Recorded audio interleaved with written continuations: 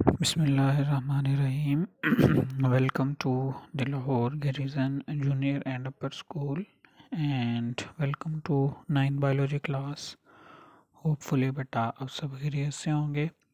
9th biology में बेटा chapter number 1 हमने रिवीजन में शुरू किया हुआ है, जिसमें लास्ट लेक्चर में हमने बायोलॉजी की डेफिनेशन और जो बायोलॉजी की डिफरेंट ब्रांचेस थी, ब्रांचेस नहीं, लास्ट में डिस्कस की थी लास्ट टाइम, उसकी जो मेजर डिवीजन्स थी वो हमने डिस्कस की थी। आज के लेक्चर में बेटा जो बायोलॉजी के डिफरेंट ब्रांचेस हैं उनको हम वन बाय वन क्या करेंगे, डिस्कस करेंगे। ठीक है, तो जो मेन टॉपिक है हमारे पास वो है division and branches of biology, जिसमें से जो डिफरेंट डिवीजन्स थी, ज़ूलॉजी, बॉटनी, माइक्रोबायोलॉजी, ये बेटा हम ऑलरेडी डिस्कस कर चुके हैं।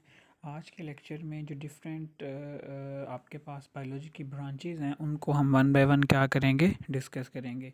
सो फर्स्ट वन, इनमें से बेटा अक्सर जो एक डेफिनेशन है वो आपसे शॉर्ट क्वेश्चन में पूछ ली जाती है, या एमसीक्यूज़ में बेटा कोई ना कोई जो ब्रांच है वो ज़रूर आ जाती है। सो आपने इस वाले पार्ट को अच्छे से क्या करना है, प्रिपेयर करना है। ठीक है, तो फर्स्ट वन देखते हैं, आपके पास जो पहली ब्रांच है वो है मॉर्फोलॉजी। ठीक है, तो बेटा बायोलॉजी की वो ब्रांच जिसमें हम जो है फॉर्म और स्ट्रक्चर को स्टडी करते हैं, लिविंग ऑर्गेनिज्म का जो एक्सटर्नल स्ट्रक्चर होता है, जो उनकी शेप होती है, जो उनकी फॉर्म भी बेसिकली शक्ल को ही कहते हैं, जो उनकी बाहर वाली जो बाहर से वो किस तरह आपको नज़र आ रहे होते हैं, उसको हम सबको क्या कहते हैं, मॉर्फोलॉजी। ठीक है, तो the branch of biology that deal with the form and structure of living organism, उसको हम क्या कह रहे होते हैं, मॉर्फोलॉजी। ठीक है, अब पेपर में अक्सर शॉर्ट क्वेश्चन आता है, differentiate between morphology and anatomy.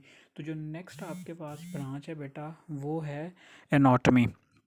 Anatomy की जब हम बात करते हैं तो एनाटॉमी है इंटरनल स्ट्रक्चर, जबकि मॉर्फोलॉजी है एक्सटर्नल स्ट्रक्चर। तो इसमें ये आपने इस बात से कंफ्यूज नहीं होना। अगर आपसे एमसीक्यूज़ में एनाटॉमी पूछा जाए तो आप क्या बताएंगे, इंटरनल स्ट्रक्चर। अगर मॉर्फोलॉजी पूछा जाए तो आप क्या बताएंगे, एक्सटर्नल स्ट्रक्चर। ठीक है, एग्जांपल देखें बेटा, अगर फॉर एग्जांपल किडनी, अगर हम किडनी के स्ट्रक्चर को बाहर से देखें तो वो उसकी क्या होगी, मॉर्फोलॉजी के बाहर से आपको उस किस तरह से नज़र आ रहा है, उसकी शेप किस तरह से है, उसकी थिकनेस कितनी है, उसकी लेंथ कितनी है, ठीक है, उसका डायामीटर कितना है, वो सारी चीज़ें आएंगी आपके पास मॉर्फोलॉजी में। लेकिन अगर हम उसका डिटेल्ड स्ट्रक्चर देखें, इंटरनल स्ट्रक्चर को देखें, ठीक है, तो वो आपके पास क्या कहलाएगा, एनाटॉमी। ठीक है जी, चलें नेक्स्ट जो आपके पास बेटा ब्रांच है वो है हिस्टोलॉजी। अब हिस्टोलॉजी बेसिकली आपके पास जो टिश्यूज़ हैं ना बेटा, इनकी स्टडी को हम कहते हैं। अब आपको पता है कि बहुत सारे जो सेल्स हैं, एक तरह के सेल्स मिलके क्या बना देते हैं, टिश्यूज़ बना देते हैं। ठीक है, तो उन टिश्यूज़ को माइक्रोस्कोप के नीचे बहुत डिटेल से, बहुत डेप्थ में स्टडी करना क्या कहलाता है, हिस्टोलॉजी। ठीक है, तो the microscopic study of tissues is called as histology. अगर आपसे एमसीक्यूज़ में पूछा जाए which of the following is the microscopic study of tissues, histology, cell biology, physiology, anatomy, तो what will be the correct answer, correct answer will be the histology. ठीक है, तो जो टिश्यूज़ की स्टडी है उसको हम क्या कहते हैं, हिस्टोलॉजी। ठीक है, अगर नेक्स्ट आपके पास एक और इम्पॉर्टेंट डेफिनेशन है सेल बायोलॉजी के हवाले से। ठीक है, अब देखो, एक सेल के अंदर जो कुछ भी हो रहा है, सेल की जितनी भी लाइफ है, उसके जितने भी ऑर्गेनेलिज़ हैं, उसमें जितने भी प्रोसेसेस हो रहे हैं, उन सब को कलेक्टिवली हम क्या कह देते हैं, सेल बायोलॉजी में उसको क्या करते हैं, स्टडी करते हैं। ठीक है, the study of structure and functions of cell. ठीक है, अब आपको पता है कि सेल की जो शेप है और उनका जो फंक्शन है वो डिफरेंट होते हैं। फॉर एग्जांपल, एक हमारे पास रेड ब्लड सेल है, एक मसल सेल है, दोनों का स्ट्रक्चर भी डिफरेंट है, दोनों का फंक्शन भी डिफरेंट है, लेकिन जो उनकी बेसिक ऑर्गेनाइजेशन है वो क्या है, सेम है। ठीक है जी, चलें, इसी तरह से सेल में जो ऑर्गेनेलिज हैं उन सब को स्टडी करना भी क्या कहलाता है, सेल बायोलॉजी कहलाता है।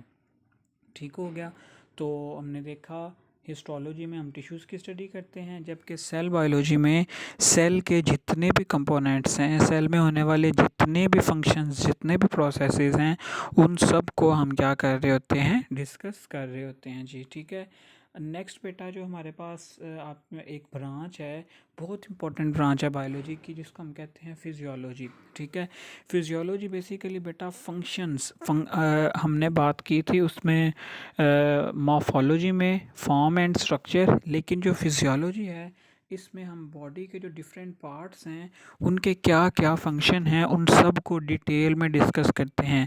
जैसे कि अगर हम एग्जांपल दें तो किडनीज का काम क्या है, ब्लड को फिल्टर करना और यूरिन की प्रोडक्शन करना। हार्ट का क्या काम है, हार्ट का काम है जी आपके ब्लड को पंप करना।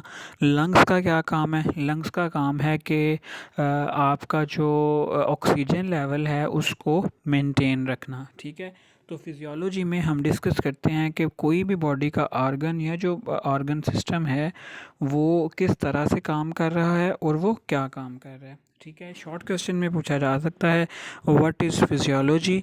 ठीक है, ये एमसीक्यूज़ में तो आप किसको क्या किस तरह से याद रखेंगे कि फिजियोलॉजी में बेसिकली हम किसी भी ऑर्गन का, किसी पार्ट का, किसी सिस्टम का क्या याद रखते हैं, उसका फंक्शन याद रखते हैं कि उस किसी भी ऑर्गन का, सिस्टम का, या आप कह सकते हो कि फंक्शन क्या है। ठीक है, इसको हम फिजियोलॉजी में डिस्कस कर रहे होते हैं। नेक्स्ट बेटा हमारे पास एक बहुत एडवांस आपके पास एक ब्रांच आ रही है बायोलॉजी की, जो इस time most advance branch consider की जाती है, वो है जेनेटिक्स। ठीक है, तो जेनेटिक्स की अगर हम बात करें तो जेनेटिक्स में हम जीन्स, ह्यूमन जीनोम है जितना भी बेटा, आपको पता है हमारी बॉडी के जितने भी करैक्टर्स हैं उन सब को कौन कंट्रोल कर रहा होता है, जीन्स कंट्रोल कर रहे होते हैं। तो उन जीन्स को और उनकी ट्रांसमिशन को स्टडी करना सारे का सारा क्या कहलाता है, जेनेटिक्स। ठीक है, the study of genes and their role in inheritance. Inheritance कहते हैं विरासत को। ठीक है, अब विरासत से क्या मुराद है, विरासत से मुराद ये है कि खुसूसियात का वालदैन से औलाद में मुंतकिल होना। ठीक है, इस प्रोसेस को हम क्या कहते हैं, इनहेरिटेंस। ठीक है, तो जीन्स और इनकी ट्रांसमिशन की जितनी भी स्टडी है उसको कलेक्टिवली हम क्या कह रहे होते हैं, जेनेटिक्स। ठीक है, इनहेरिटेंस की अलग से भी डेफिनेशन आपसे पूछी जा सकती है, यहाँ पे मेंशन की गई है। Inheritance means the transmission of characters. Characters बेटा खसूसियात को कहते हैं। ठीक है, खसूसियात का एक नस्ल से दूसरी नस्ल में मुंतकिल होना क्या कहलाता है, इनहेरिटेंस कहलाता है। ठीक है, तो जेनेटिक्स में क्या, जेनेटिक्स आपने नाम से याद रखना है कि जेनेटिक्स में हम जीन्स को स्टडी करते हैं और अल्टीमेटली जीन्स किस में रोल प्ले करते हैं, इनहेरिटेंस में। ठीक है, तो इस तरह से हम उनको जीन्स और उनकी जो ट्रांसमिशन है उसको अल्टीमेटली किस में स्टडी कर रहे होते हैं, जेनेटिक्स में। ठीक है, रट्टा नहीं लगाना, पॉइंट्स बना के इनको आपने अच्छे से अपने माइंड में रखना है। ठीक है, नेक्स्ट आ रहा है जी आपके पास एम्ब्रियोलॉजी। ठीक है, एम्ब्रियोलॉजी को आपने एम्ब्रियो से याद रखना है। अब एम्ब्रियो क्या होता है, एम्ब्रियो बेटा फर्टिलाइजेशन होती है जब मेल और फीमेल गेमेट्स आपस में फ्यूज़ करते हैं, मेल स्पर्म और फीमेल एग, तो उसके नतीजे में क्या बनता है, एक जायगोट बनता है। जब जायगोट में कुछ डिवीजन्स हो जाती हैं तो फिर हम उसको क्या कह रहे होते हैं, एम्ब्रियो कह रहे होते हैं। तो वही जो एम्ब्रियो है वो एक कंप्लीट न्यू इंडिविजुअल में क्या हो जाता है, डेवलप हो जाता है। तो बायोलॉजी की वो ब्रांच जो इस सारे प्रोसेस को स्टडी करती है कि किस तरह फर्टिलाइजेशन होती है, किस तरह आपके पास क्लीवेज होती है, एम्ब्रियो बनता है, और एम्ब्रियो किस तरह से डेवलपमेंट होता होता है एक complete new zygote, new individual बन जाता है।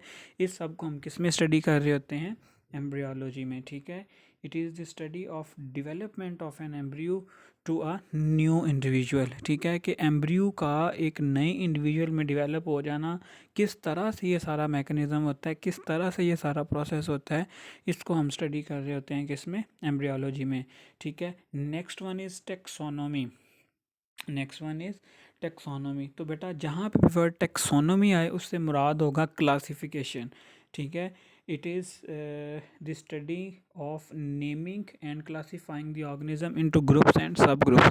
चैप्टर नंबर 3 में बायोलॉजिकल डाइवर्सिटी में आप बहुत डिटेल में डिस्कस करके आए हो कि टेक्सोनोमी क्या होती है। टेक्सोनोमी में बेटा हम क्या करते हैं, हमारे पास देखो 1.5 बिलियन से भी ज़्यादा जो हैं लिविंग ऑर्गेनिजम्स हैं, उन सब को अलग अलग स्टडी करना हमारे लिए पॉसिबल नहीं है। ठीक है, तो उनको स्टडी करने के लिए हम क्या करते हैं, डिफरेंट ग्रुप्स बनाते हैं, ठीक है, और उन्हीं ग्रुप्स के मुताबिक उनको क्या करते हैं, स्टडी करते हैं। ग्रुप्स किस तरह बनाते हैं?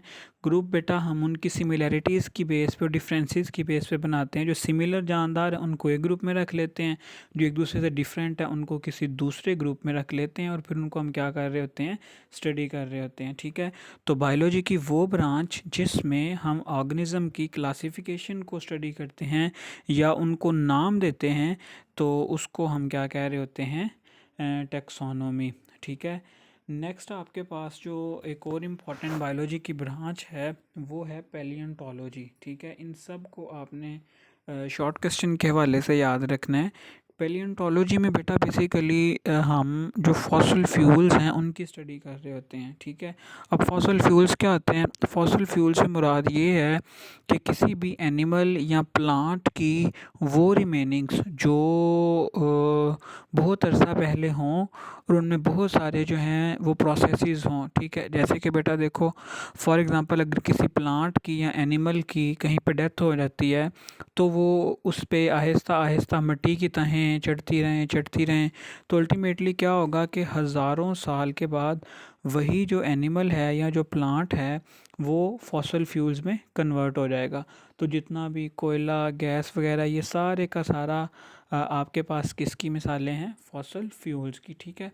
तो ऑर्गेनिजम्स के फॉसिल फ्यूल्स को स्टडी करना और उनकी जो एवोल्यूशनरी हिस्ट्री है उसको ट्रेस करना, ये सारे का सारा जो काम बायोलॉजिस्ट करते हैं उनको हम क्या कहते हैं? पैलियोंटोलॉजिस्ट। और बायोलॉजी की वो ब्रांच जिसमें हम फॉसिल फ्यूल्स की स्टडी कर रहे होते हैं वो आपके पास क्या कहलाती है? पैलियोंटोलॉजी, ठीक है। तो हम डिस्कस कर लेते हैं। It is the study of fossils which are the remains of extinct organism. ऐसे ऑर्गेनिजम्स जो खुद तो नापैद हो चुके होते हैं लेकिन उनकी कुछ बाकियात रह जाती हैं, उन बाकियात को हम क्या कह रहे होते हैं? Fossil fuels. और उनकी जो स्टडी है उसको हम किसका नाम देते हैं? पैलियोंटोलॉजी का, ठीक है जी। चलें नेक्स्ट बेटा अगर हम देखें तो नेक्स्ट है हमारे पास इन्वायरमेंटल बायोलॉजी। तो अगर इन्वायरमेंटल बायोलॉजी की बात करें, देखो जैसे कि नाम से ही ज़ाहिर हो रहा है कि इसमें हम क्या स्टडी करेंगे कि इन्वायरमेंट में और ऑर्गेनिजम्स, जानदारों में किस तरह से ताल्लुक़ है, किस तरह से जो इन्वायरमेंट है वो लिविंग ऑर्गेनिज्म पे इफ़ेक्ट कर रहा होता है, उस सब को हम किस में स्टडी कर रहे होते हैं? इन्वायरमेंटल बायोलॉजी में, ठीक है। तो इसकी प्रॉपर डेफिनेशन देख लेते हैं कि it deals with the study of interaction between organism and their environment. Organisms और इनके इन्वायरमेंट के दरमियान जो ताल्लुक़ होता है उसको स्टडी करना क्या कहलाता है? इन्वायरमेंटल बायोलॉजी, ठीक है जी। चलें इसी तरह एक ऊपर हमारी जो एक इम्पॉर्टेंट ब्रांच थी, ये जो ग्रीन टेबल है, अक्सर पेपर में ये आपसे पूछ लिया जाता है मोलेक्युलर बायोलॉजी के हवाले से कि मॉलिक्यूलर बायोलॉजी क्या है, या बायोकेमिस्ट्री का नाम लेके भी आपसे डेफिनेशन पूछी जा सकती है। तो देखो मॉलिक्यूलर बायोलॉजी मतलब ज़िंदगी के रिलेटेड जितने भी मॉलिक्यूल्स हैं उन सब को स्टडी करना क्या कहलाएगा? मोलेक्युलर बायोलॉजी, ठीक है। मोलेक्युलर बायोलॉजी में आप देखो कि हमारे कितने डिफरेंट लाइफ के मॉलिक्यूल्स हैं, प्रोटीन्स हैं, लिपिड्स हैं, फैट्स हैं, कार्बोहाइड्रेट्स हैं, न्यूक्लिक एसिड्स हैं, ठीक है। उन सब को स्टडी करना और उनके सारे मैकेनिज़्म को भी देखना क्या कहलाएगा आपके पास? मोलेक्युलर बायोलॉजी, ठीक है। तो molecular biology deal with the study of molecules of life. Life के मॉलिक्यूल्स क्या हैं?